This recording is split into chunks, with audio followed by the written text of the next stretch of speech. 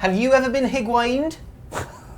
What's Have that? you? Call this number. No. Have you ever been Higuained? It's a new word. We're starting it now on Social Club. What's the definition? So, Higuain has gone to Juventus. We all know about that. Napoli fans aren't very happy about it because he's their best player. He scored a stupid amount of goals, and now he's gone to the team that are now going to walk the league. So, a pizza place in Napoli is offering up €1 pizzas as soon as Higuain initially gets injured for the first time, as a I guess it's not a sign of goodwill, a sign of bad will towards Higuain. If I was him, pretend to get injured for a week. Yeah. Just bankrupt that company. Just go and buy stupid amounts of pizzas. Yeah. Although that kind of takes your money away. But anyway. He's making enough. The point is have you ever been Higuain as a player that you've loved? You don't like this word, yeah? Higuain, no, it should be Sol Campbell. That's the first and only. There's probably other instances before that. It's the important. It's the most important betrayal in football. Yeah, I was going to say because then there's Judas before that as well, obviously. There's the biggest of all the betrayals. Yeah. In my book, anyway. Where does that rank in? Number one for me. Have you been Judased? Flav, you were quite quick to say Sol Campbell there. So yeah, it's something that all fans have probably felt. They've been a player that they've loved and cherished has gone to a team that they haven't wanted it to. How have you coped with that? And it's Sol Campbell in particular. I haven't coped. No Spurs fans. They hate. Actually, look, there's some Spurs fans that say it's time to let go. You know, it was a long time ago. I say never let go. Never let him forget what he's done. Brilliant. Every time you see him, boo him. Boo him in public. Wherever you are, if you find, boo him. And his agent. Yep. Sky. Sky Andrews, yeah. So, I mean... Flav in an Italian restaurant. So. The problem is, right, it's twofold. With Sol Campbell, I won't go over the story in any detail, but he said he was staying with us on camera. Not on camera. Yeah, it was on camera. The recordings were there. And then he left on a free, so we couldn't sign him to a contract. Then he went to Arsenal, right? So that's the one thing. To go into your nearest rival. Did he want to move house? Hang on.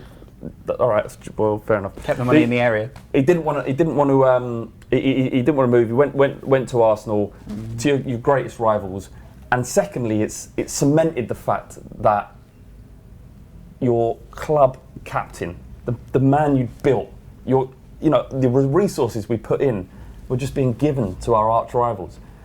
And it just says he doesn't understand, and it was. The problem is, I think he perfectly understands, and he still doesn't give a shit. That's the biggest bit. Yeah, it's one or two, isn't it? It's those two things. I mean, he's oblivious, which means he's not connected. Surely you can't be oblivious. And he just doesn't want to. Well, it's not evil. It's just literally doesn't care. It's just sort of like he has another goal. He's driven by different things. You can't be oblivious to how much of an impact that will have. I just want to say, especially not after you've moved. I just want to say this. I don't get Arsenal fans that were happy to take him. It was a weird thing. I would never have taken Fabregas, Henry. I wouldn't want either of them anywhere near my club. Wow. But that's Will Torch? No. But that's because you're big enough that you can do that. Adebayor and Gallas, I didn't want anywhere. That was the start of chipping away at the traditions of your football club from which they should be built. It's tricky because as a QPR fan, we've had to take Chelsea players. We've done it for a long, long time. We've got a history of doing it.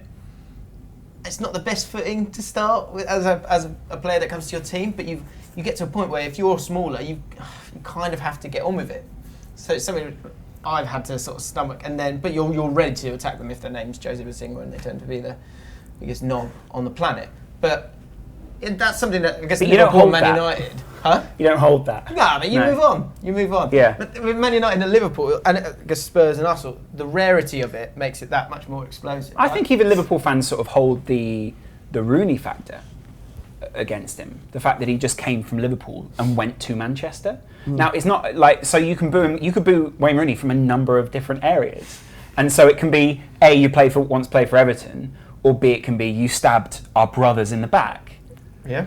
So, not stabbing them in the back, but you sort of turned on them and went to Manchester, which historically is sort of geographical rivals. Yeah, geographical rivals, and obviously undermined Liverpool at some point in the Industrial Revolution times. That's another video. That's a whole other video. Have you ever been industrialised? But so close with Steven Gerrard. Nearly went. Yeah, if he'd gone to Chelsea. But I think he saw Liverpool fans burning his jersey and thought, I can't do that because that completely gets rid of everything that happened before that. Why would it have taken to get to that point for him to realise? Surely he would have known this was coming anyway. Based on my opinion, right, I don't know any of this stuff, right? But the footballers don't live in the same real world as fans, right? They don't understand what this actually means. Like there was some ex-Spurs players, right, who would talk about how good their season's going, and then all the Spurs fans would go, "Your season's going terribly. Well, you've been awful." Yeah, but because they live in a bubble. And it's a cliched thing to say about footballers, but it's true. So Gerrard probably didn't understand the severity of what he was doing. Which is unusual because obviously he's grown up in Liverpool. His entire family's still in Liverpool. Still has a Scouse accent. Still very much looks like a Scouser. Is a Scouser. I think it also sort of shows. I think it also maybe sometimes what people don't express. They just go, well, it's betrayal, and it's that simple. But the fact is that maybe he felt let down by the club that he wanted to take so far, and when he felt like they were going in another direction, it's like, well, fine, leave it then, because I'm not going to be able to take the fans where I want to take them, so I should at least take myself where I want to go. Because the fact was, if he had gone to Chelsea, they would have won the league, and it would have been. Sol it would have been Campbell incredible. says that he'd gone to the board and said, "Are you going to strengthen? Are you going to strengthen? Are you going to strengthen?" And apparently they didn't. I'm just saying, that was his point of view, wasn't it? So then Arsenal came in, and it was there, and he did it. So then he went to Arsenal to play with world-class players. That's what he said. He said, because Spurs weren't willing to bring them in. we couldn't. Willing or couldn't? Yeah, I mean, that's the Couldn't. point, isn't it? Is essentially, so from your perspective, you're saying, well, we couldn't. You should have been loyal to us because we were loyal to you. Don't be loyal, right? Don't stay. Just don't go to them. That's all he had to do. He could have walked into any club in Europe, anyone who was that good. Could have and he chose to go. He could have done, yeah. And he Are went. there any United players that they went to a club and you were like, nah, mate, wash me hands? I don't really understand why Peter Schmeichel decided he wanted to have a little jaunt in Man City, because it was pointless. Like, he was a legend at United. He went to Sporting Lisbon, went to Aston Villa. Oh yeah, I'm gonna go City now. You're right. Gonna play less than 30 games for him. That's the noise he makes me make. But I just don't understand why he did it. So Peter Schmeichel is going to Man City. So all those games we watched and you couldn't really hear the goalkeeper because of the crowd. Schmeichel's going. Amazing. So I have no idea where that noise came from. But, Tevez is a bit of a two-pronged affair, because at the same time, yes, he went to Man City, but we didn't give him the contract. Until we messed with him, and by the time we actually offered it to him, he said, no, stop this, I'm going to City. But you can understand. Look, but Tevez hasn't got any loyalty to Man United. yeah, but you sort of hope that you build it up in that time. But you don't, because they don't care.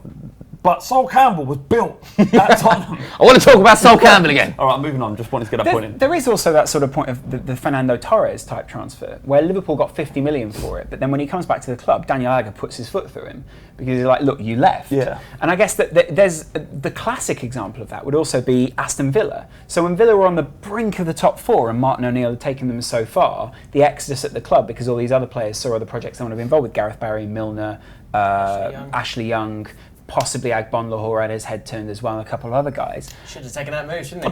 But it completely takes the wind out of your sails, and I think Liverpool very much felt the same. But at the same time, you can see it from the player's perspective. Fernando Torres was depressed at the time. Roy Hodgson's not going to help that when he comes into the club, is he? You know what I mean? I'm feeling really down. For fuck. Like, who's playing left back? Paul Konchesky.